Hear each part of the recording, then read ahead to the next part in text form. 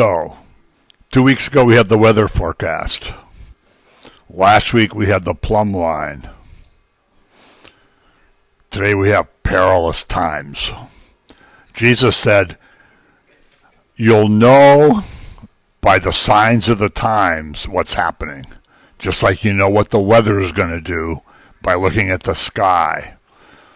Last week God holds the plumb line and says, let's see how Israel's done with my covenant. Let's see how they've done with my foundations. Oh, not really well. So the Assyrians will be here shortly. So there's a timing that's involved. And today, there's another hint of when these things are going to happen. Actually, more than a hint from Paul. And next week, well, we'll probably continue this at least a couple of more weeks because we're in the time now racing toward the judgment. And it's going to come, the birth pangs. It's going to come more often and more things are going to happen. This is just the beginning. So, unless you see signs of repentance in the streets, which I don't think we're going to see, but maybe we will.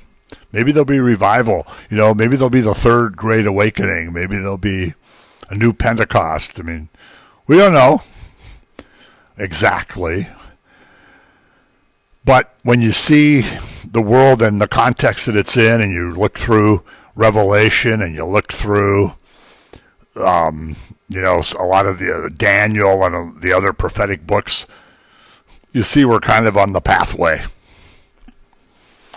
And, it's almost become a joke. No, I shouldn't say a joke, but it's almost become kind of a funny line now where, people talk to each other and go, where in the book of Revelation do you think we are now?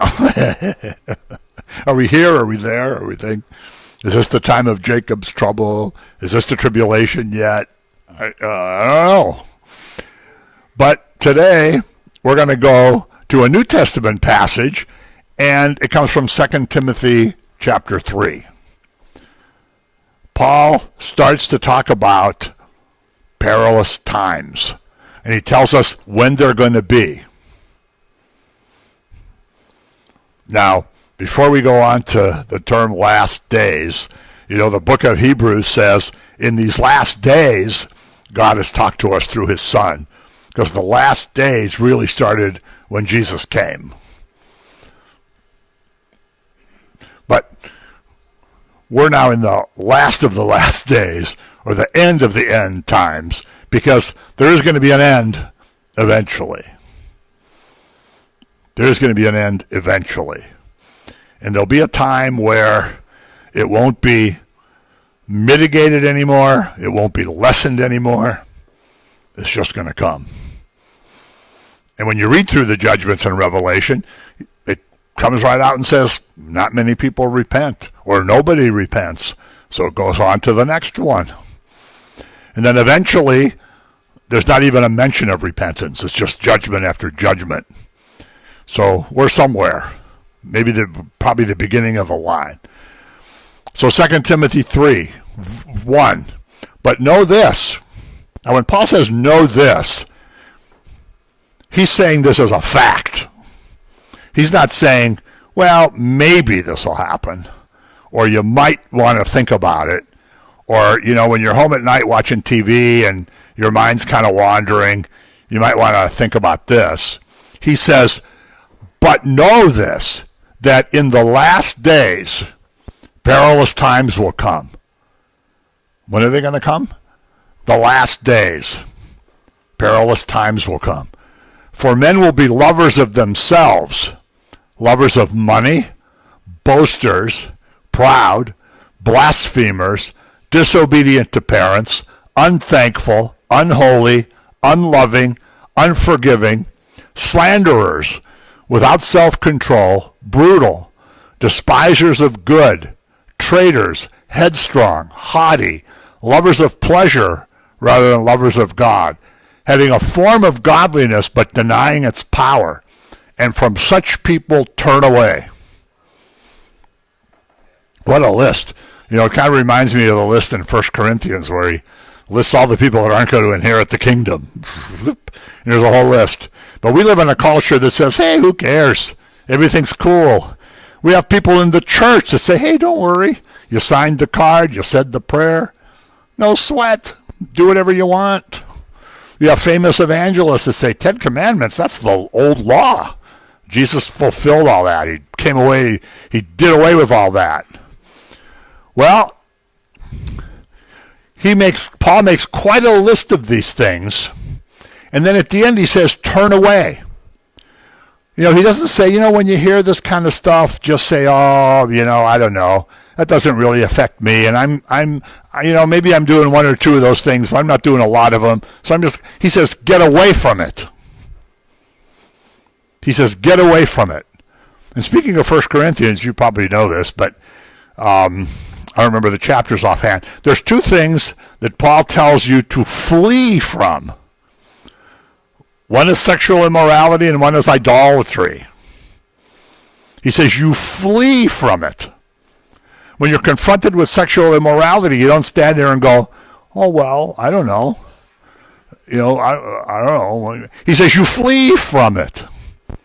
When you're confronted with idolatry, and these things that are mentioned here are part of it, you flee from it. Somebody may not bring out an image and say, this is the God of the internet, so we're going to worship it from now on. Or somebody's not going to bring out an image of a moon god and put it over here, or put up a statue of Zeus like they did in the temple. That's pretty unlikely. But we got plenty of other idols. And people don't flee from them. People embrace them. And so this is what he's talking about here. So the last days are going to be the worst. These things have always been, right? There's always people that are boasters.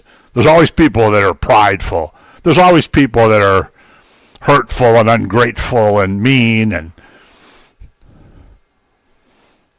disobedient to authority. He talks about parents, but you can name any kind of authority. But in the last days, it's going to be the worst. It's going to be perilous times. The world's going to be in a chaos because of these things. The world's been in a chaos since coronavirus came. I mean, before that. But since coronavirus came, and since the political instability and the, whatever you want to call it, social instability started in April or May, the world's been in chaos since then. The last days are going to be the worst because there's going to be a different mindset. When we were growing up, if you were a big, strong 16-year-old, and your English teacher was a little old lady who was 65, we used to call a little old lady, but, if your English teacher was a little old lady and said, you have to have this paper done tomorrow or you don't get credit, you didn't say, just shut up, I don't have to listen to this. Who do you think you... You said, yes, ma'am. Yes. If your parents said you can't go there, you said, oh, I really want to go. Well, you can't. Oh, all right. There was a feeling of authority. There was a different mindset. Now the mindset is it's all about me. The mindset is that I can do what I feel like doing. That's why we have political correctness, which was invented by the original Marxist revolutionaries of the late 1800s. Said, you can paralyze a society by having political correctness. Oh, you can't say that. Oh, you can't call him that. Oh, you can't say that about her. And as sin increases, it makes the times more perilous. Makes the times more perilous because there's more confusion. There's more disorder. There's a rejection of authority. There's a rejection of God's law. There's a rejection of the scriptures.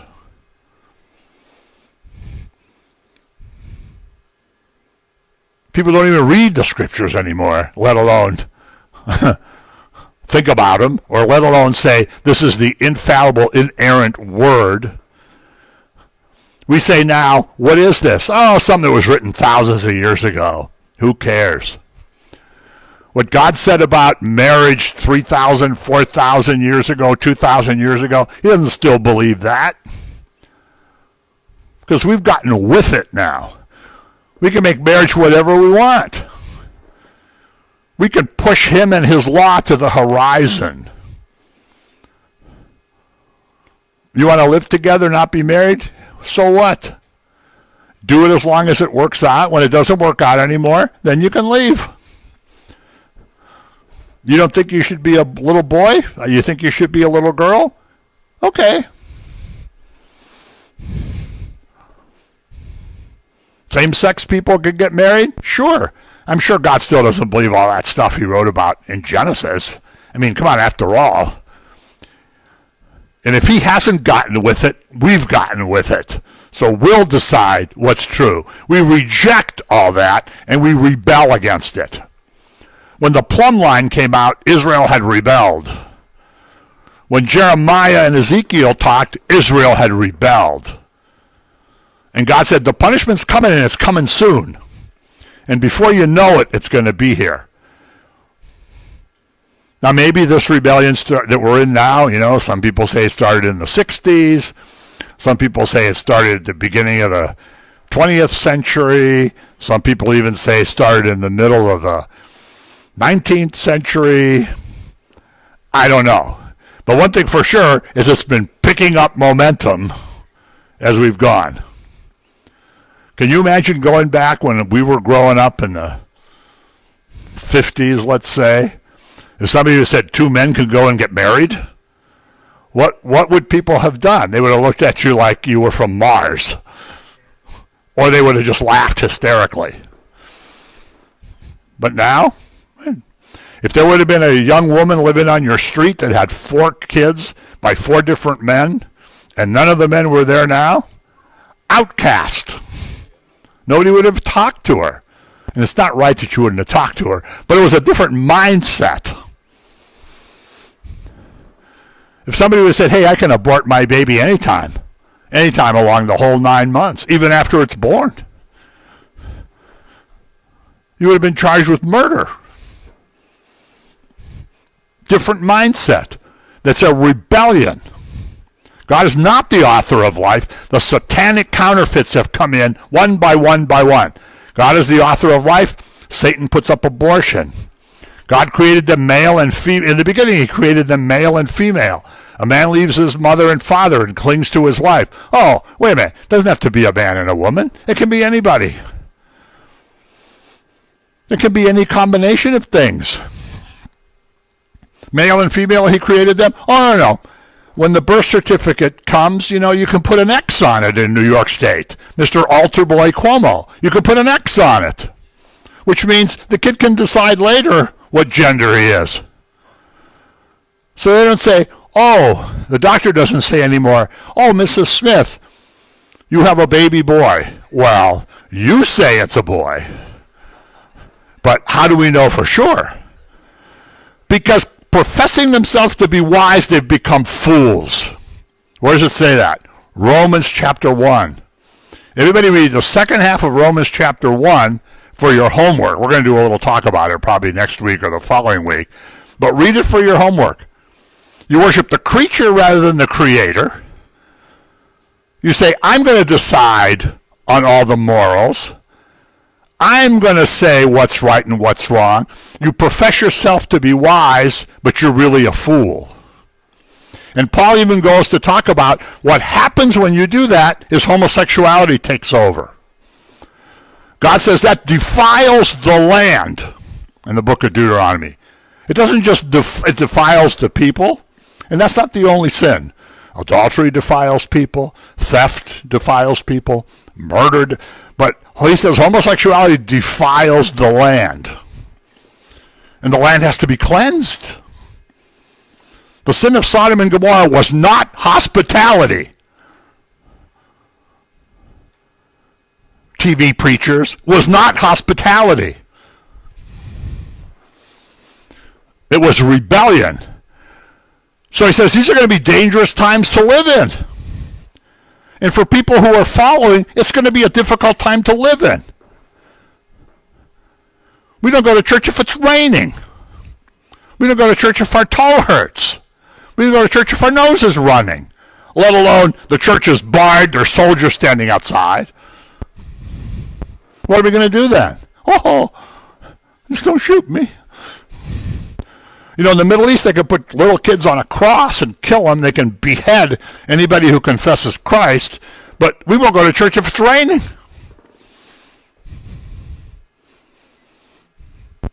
That's all part of this. Like we said last week, you can walk around being saved and you can walk around talking a nice Christian story. But what are you really? You know, C.S. Lewis said you can stand in a garage and call yourself a car, but that doesn't mean that you are one. So it's even going to be difficult for people who want to follow. The mark of the beast is going to come. You can't go to the grocery store. What do you mean? I have to buy groceries. Well, not without the mark. Oh, I better get it then. If you don't have this mark, you can't go to the bank and do the whatever. Oh, but I have to do that. Well, you better give me the mark then.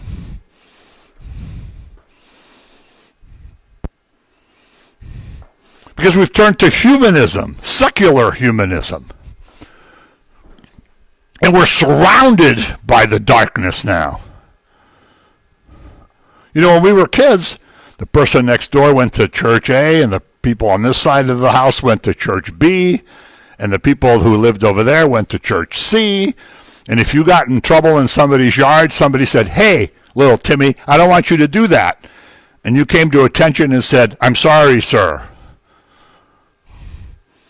What do they say now? Hey, who do you think you are? You're even afraid to tell a young person something. Right? We're surrounded by a dark culture. Families and friends are included in this. If one more person tells me family is the most important thing, I'm going to spit. Because it is not. Your family can be dark. Your family may not believe the gospel message. The people sitting next to you in your pew may not believe the gospel message. But they're at church for one reason or another because it's Sunday and you have to go somewhere. Your family members don't want to hear what you have to say. Oh, that's an exaggeration. Nobody believes that anymore.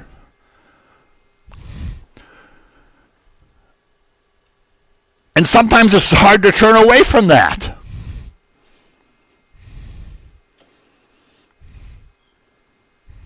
I always use the example of Jews for Jesus.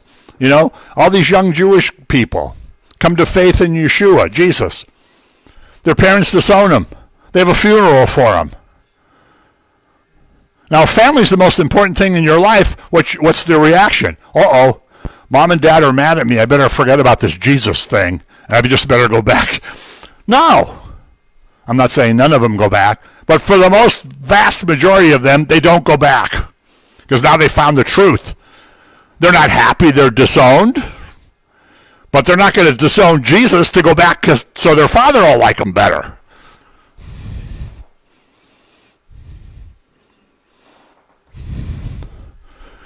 So it's about self-love. Self-love is the basis of this. And Paul talks about it in the Greek that he uses. It's an unnatural self-love. It's not like, oh, I'm going to wash up, comb my hair, I'm going to shave, I'm going to get dressed, and, I want to look nice when I go to church or when I go to work or whatever. It's an abnormal. I mean, when I used to tell people in the office their cholesterol was 2 points higher than it was last year, some people would break down into tears. And I'd say, will you pull yourself together? Who cares what your cholesterol is? If you don't know Jesus, that's the least of your problems.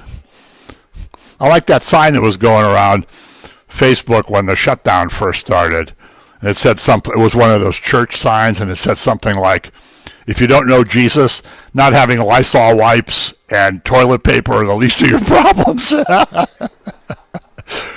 But anyway, the self-centered carnal self is what's important now. I need to be comfortable. I need my self-esteem upheld. I need people to know how awesome I am. I need to know that I'm accepted by everybody. No one can say anything bad about me. Nobody can reprimand me in any way. It's a self-love. Whatever pleasure I want, I should be able to have it. Not a week from now, but now. Remember when we came out of high school or college and you thought, well, you'll get a job and you'll work for a while, and then you'll be able to maybe buy a house, or, maybe then you can buy a car. And now it's like you come out of high school or college, hey, where's my car? Where's my house? Where's all my stuff? It's selfishness is the center. The Greek means an unnatural self-love. And yes, the healthcare system is part of that. Every little thing has to be addressed. My fingernail looks different. What do you think it is? I don't know. What do you mean you don't know? I have no idea, but I'm sure it's not anything bad.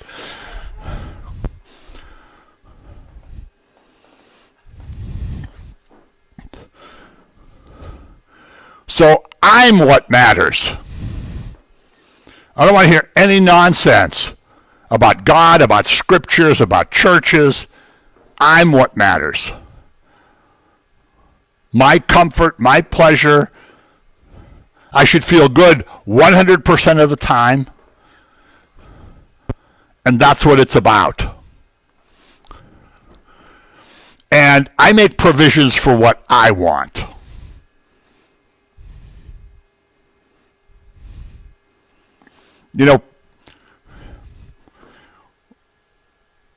When a woman's pregnant and they have a problem pregnancy, there's various tests where you can get the genetic material of the baby and look at the chromosomes, right?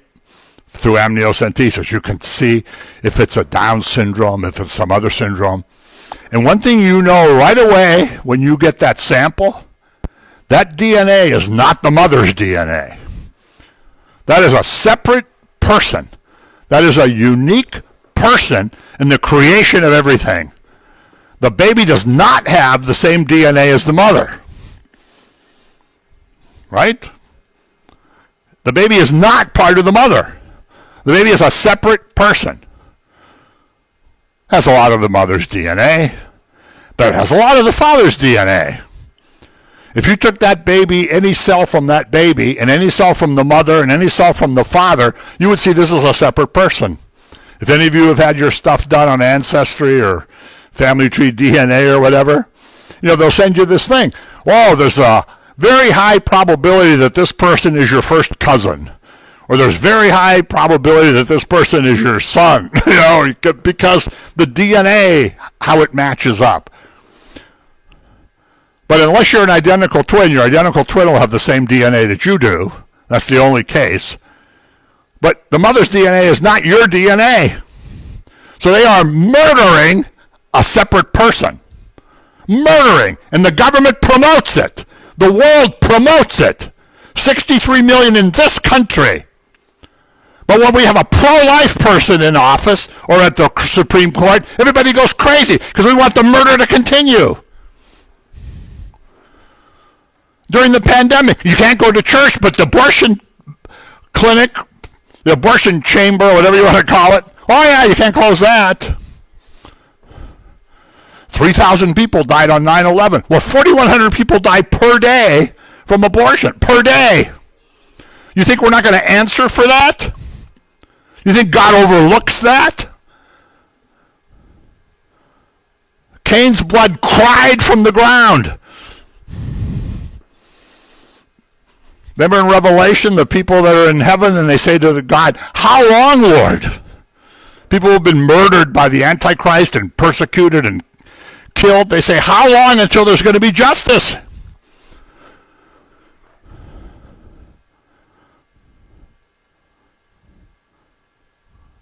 There's going to be justice. But I want to make provision for what I want. But when you think about it, can a lot of good stuff come from self-love? No, because then your whole life is centered on yourself. So if you see some poor person who's lying in the gutter, you say, hey, too bad for him. I'm okay. No, these seats aren't very comfortable. I'm not coming here anymore. This church is always too hot, or it's too cold, or nobody's going to tell me what to do. I'm going to do what I want to do. Then he says there's blasphemers. How many times per day is God's name blasphemed? You can't even count it. When you're sitting at a restaurant, or you're sitting at Panera's, or you're standing in a store somewhere, and you hear these people uttering these horrendous, blasphemous comments, don't you just cringe? Ew.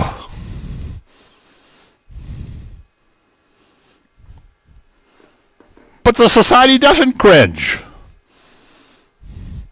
What does God say in the commandments?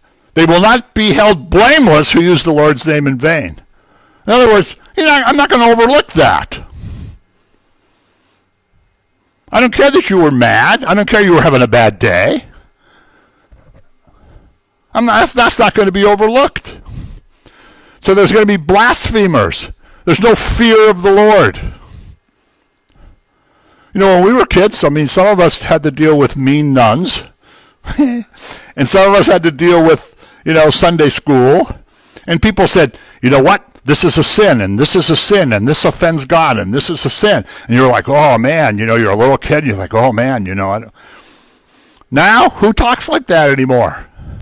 What offends God? Lots of things. Does anybody worry about it? Do people still hear that kind of stuff in Sunday school? And is there even Sunday school anymore? I don't even know. Not like there used to be. There's certainly not mean old nuns around. There's no nuns around. So there's no fear of the Lord. So whatever conduct you feel like, because Paul says their consciences are seared.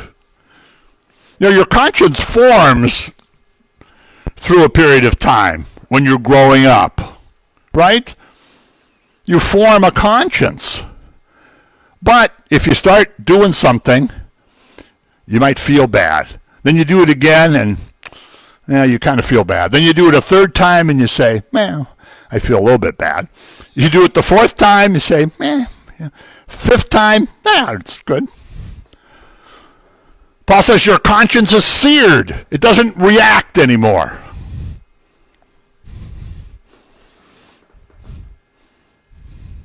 The Holy Spirit convicts you of sin within your conscience, right? Jesus said the Paraclete's coming to convict the world of sin. But he can't convict you of sin if your conscience is seared, if it doesn't even exist, or it's never even been developed. It has to be formed. So there's less self-control. If your conscience is informed, what do you need self-control for? You can do whatever you want. I don't feel like stopping at the red light. So the policeman pulls you over and you said, I don't feel like stopping at the red light. Who do you think you are telling me I can stop at the red light, I have to stop at the red light? Then he gets out his book and he So he says good is going to be called evil. Isaiah 5. Woe to you when you call good evil and evil good. What's good now? Abortion, same-sex marriage, gender confusion, disobedience, blasphemy. Those are good. What's evil now? Christianity, praying, the Bible, the Ten Commandments. We can't have that. We can't have that. We can't have that Jesus stuff anymore. That's old news. In Galatians, Paul says God is not mocked. He's not going to be mocked.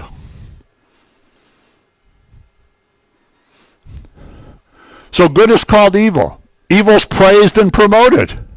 Immoral behavior is accepted as normal.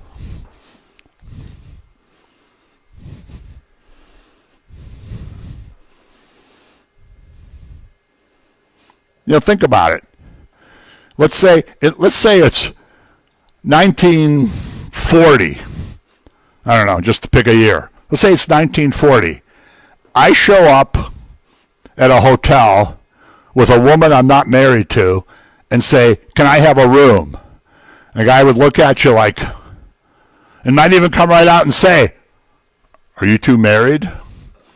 And if you say, "Oh, no, we're not married, we're just going to spend the weekend here," there would have been a reaction. Now, who cares? And I'm not saying the hotel keeper should judge what you know what I'm saying, though. Everybody reacted to something like that. And even if the hotel guy was also committing adultery, he was still kind of like, oh, now who cares what you're doing in the hotel? Or where you're doing it with the hotel? Or with who you're doing it in the hotel? It's all fine because it's business for the hotel. So immoral behavior is normal. Who are you to say? Who are you to say? If two men want to get married, who are you to say they shouldn't? They love each other. Who do you think you are? And producing the scripture, I don't even have one on me, producing the scripture is not going to convince anybody. They're going to think you're a total kook. Nobody thinks that way anymore. Nobody believes that stuff anymore. Family relations are affected. He says you're going to be ungrateful. You're going to rebel against parents. You're not going to care. When you were growing up, if your father said, I'm really disappointed in you, didn't you kind of go, oh, who would care about that now? I don't care. You're disappointed or not disappointed. Who do you think you are? Oh, I'm your father. Oh, so? Family relationships break down. And then he says there's a form of godliness. The G shouldn't really be capitalized there. You probably can't see it on the video anyway. He says there's a form of godliness. In other words, there's churches that look like they're a church. There's people who look like they're preachers. They talk a little bit like a preacher. Mention Jesus once in a while. Ooh. They might even have a Bible on the podium, on the pulpit. Oh, it's a Bible there. Somebody comes to your door. They might be a Mormon. They might be a Jehovah's Witness. They say the word Jesus. You say, oh, he says Jesus. That's a form of godliness. Because we know, we're going to see in a minute, Jesus himself, Paul, John, Peter, all said false prophets and false teachers will come. They came almost immediately in the early church. Now, did they come from another planet? Did they come from another religion? No, they came from within the church. One of the great church fathers, Athanasius, fought against the Arian heresy. We don't have time to get into all that. The Arian heresy was started by a priest in Alexandria. Then a whole bunch of bishops accepted it, and then more and more priests accepted it, and then pretty soon there were more people in the heresy than not the heresy. So the church called a council, and the bishops were arguing with each other. And Athanasius got so mad that he jumped out of his seat and he punched out a bishop who was preaching in favor of this heresy because he was so emotional about it. Now it's like, hey, if you want to believe this, you want to believe that, who cares? Hey, if you don't think Jesus was anybody, who cares? I don't care. I don't even know what I think about it. He was a good teacher. He was a nice guy. He's a good philosopher. just like Confucius and Buddha and all those guys. So false prophets and teachers are going to come from within the body. Where do you think these TV guys came from? Within the church. So that the TBN, TBN, Trinity Broadcasting Network, has people preaching there who don't believe in the Trinity. Well, how do they get on TBN? They pay money. People always say to me, how did you get a radio show? I say, they pay the money. Pay a lot of money. So if you go to a Christian TV network and say, hey, I'll give you $20 million if I can have a half-hour show once a week for a year, you think they're going to turn you down? Because nobody cares. They come from within the body. It's like the chaff mixed in with the wheat. It's like the dross mixed in with the gold. There's impurities and there's purity within the impurity.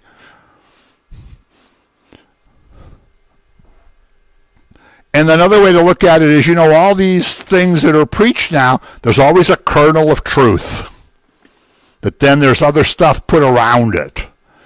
And the kernel of truth makes it more digestible for you. Oh, he said Jesus. But what you don't know is that the guy doesn't believe in the Trinity, thinks Jesus is a created being, but because he says the word Jesus, as a Christian, you say, oh, he said Jesus. When Satan tempted Eve, and he always uses the same strategy, there was a kernel of truth. Did God really say that? Yes. Eve started out good. She said yes. He said, oh, all right, maybe he said that. But that can't be what he really meant. Well, let me tell you why he said that. Let me tell you why. He's just trying to hold you back. He's trying to hold you down. It's like the chaff and the wheat and the dross and the gold. Matthew 24:11. Then many false prophets will rise up and deceive many. How many prophets are false prophets? Many. How many people are going to be deceived? Many. Not 3 over there and 2 in Greece and 4 in Bolivia. Many. And because lawlessness will abound, the love of many will grow cold.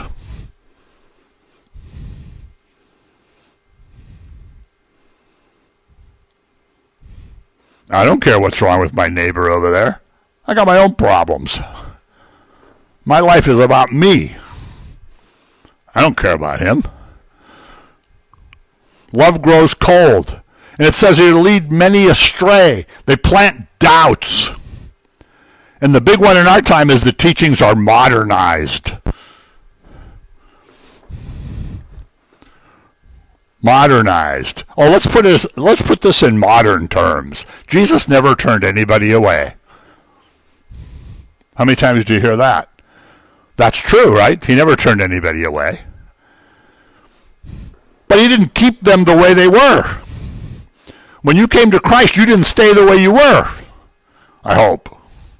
I mean, if people can't tell that you're a Christian now, then something's wrong. Right? If you're still hanging around the same places, using the same language, doing the same stuff,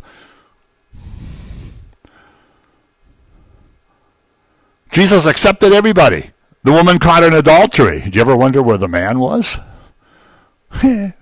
Some people say he was one of them. Some people say he was one of their friends, and they said, hey, you get out of here. We're just going to take her. Jesus doesn't say, okay, nobody condemns you. I don't condemn you either. Have a nice day. And, I don't want to do anything to criticize you or hurt your self-esteem. He says, no, don't do that anymore. Zacchaeus, the tax collector. You're ripping everybody off. Jesus doesn't say, hey, you know what? You got a nice job, and you got a nice house here, and so you're ripping people off. But, it's working out pretty well for you. And you seem to have good self-esteem. He says, no, don't do that. Zacchaeus says, I'm going to pay everybody back.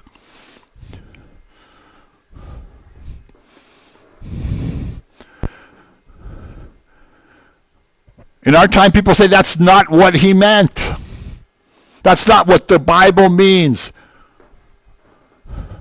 That's not what it's about. That was for primitive people.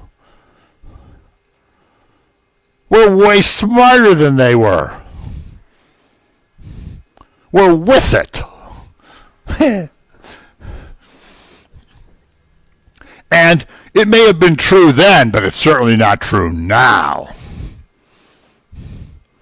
Perilous times will come. People call themselves Christians. I don't want to say everybody, but how many people say, oh yeah, I'm a Christian? I go to the ABC church over there.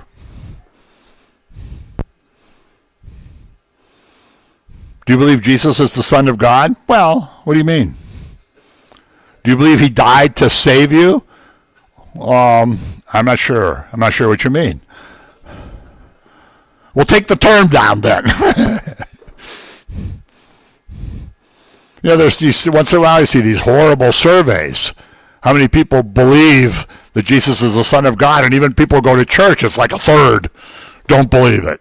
They go, what are they doing going to church? But anyway, so people can call themselves Christian, and if especially false teachers know the terminology, as I said, they know how to get by with this. This is how the prosperity guys have made so much money.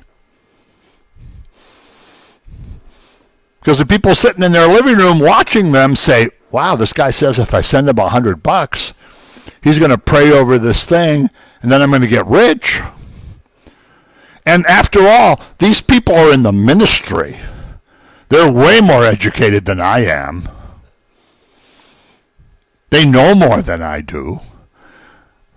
They've been studying longer than I have. I'm not nearly as smart as they are, so they must know best.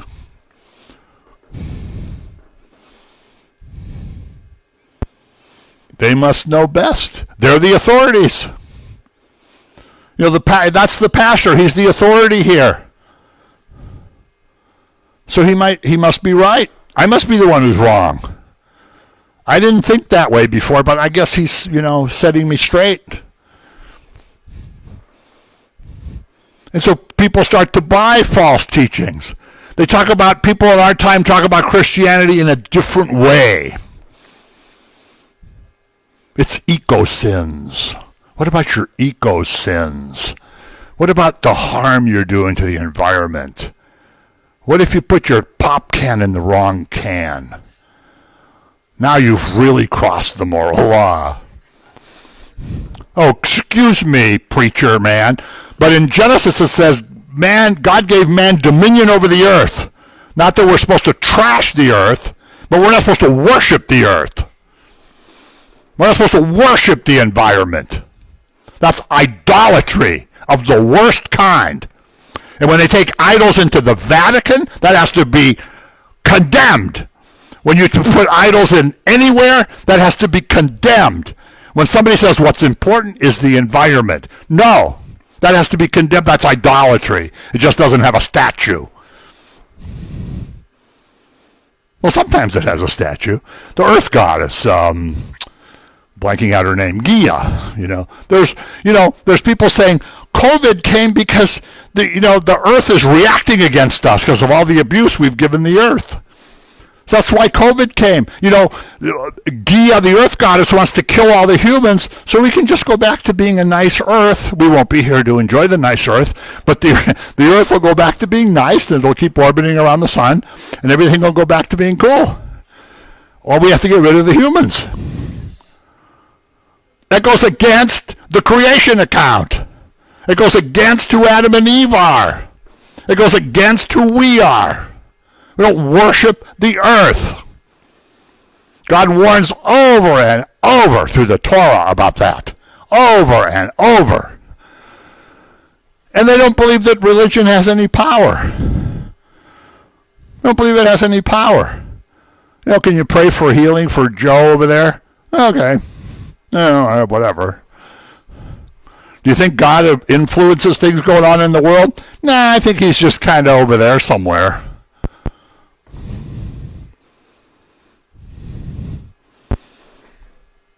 A form of godliness, but no power, along with the false teaching. Paul says, run from this. He doesn't say listen to it. He doesn't say think about what that guy's saying. He says run. Flee from it. The Greek means you take off running away from the guy. Hank Hanegraaff, the Bible Answer Man, always a lot of quotes I like from him because I listened to him a lot when I was a new believer and he taught me a lot of stuff. But he always said, you should be so familiar with the truth that when a counterfeit starts to come up, you immediately recognize it. You immediately recognize it. So when somebody says, well, COVID is here because the earth is rebelling against us, you say, no. That's not why COVID is here. The earth is not rebelling against us. We are in dominion over the earth.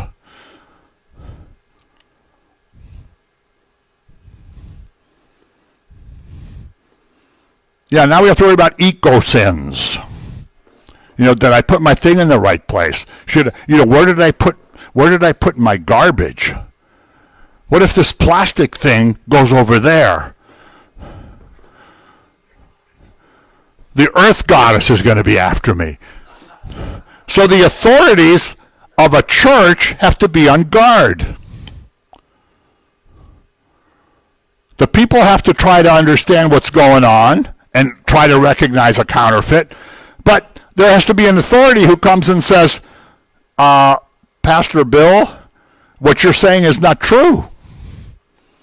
I'm the authority over you, and what you're saying is not true. The churches now are mute. Capital M, capital U, capital T, capital E. Mute. They won't say anything about anything. That's why we have COVID. Not because the earth is mad.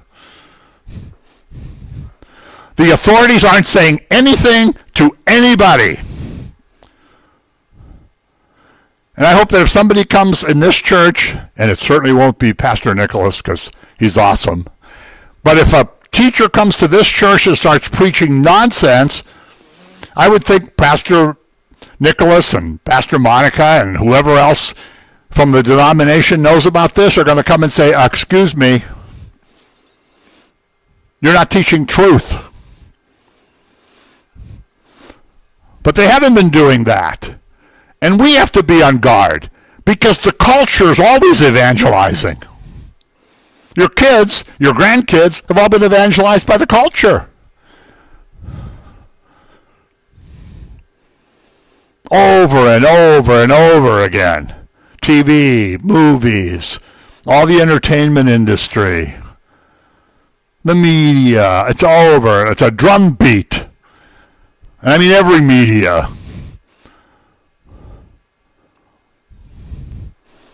The culture is always evangelizing. Paul says you have to flee from it. Then he goes on to say, but evil men and impostors will grow worse and worse. It's not going to get better. They're going to grow worse and worse, deceiving and being deceived. But you must continue in the things which you have learned and have been assured of, knowing from whom you have learned them, and that from childhood you have known the Holy Scriptures, which are able to make you wise for salvation through faith which is in Christ Jesus. So what's going to happen? They're going to get worse and worse. More deception. But you have to continue in what you know. Now he's writing to Timothy. This would be difficult to write now because not many young people would fall into this. But he says, since you were a child, you've been studying the Scriptures. And that's how you fight this. You don't fight it with your intellect.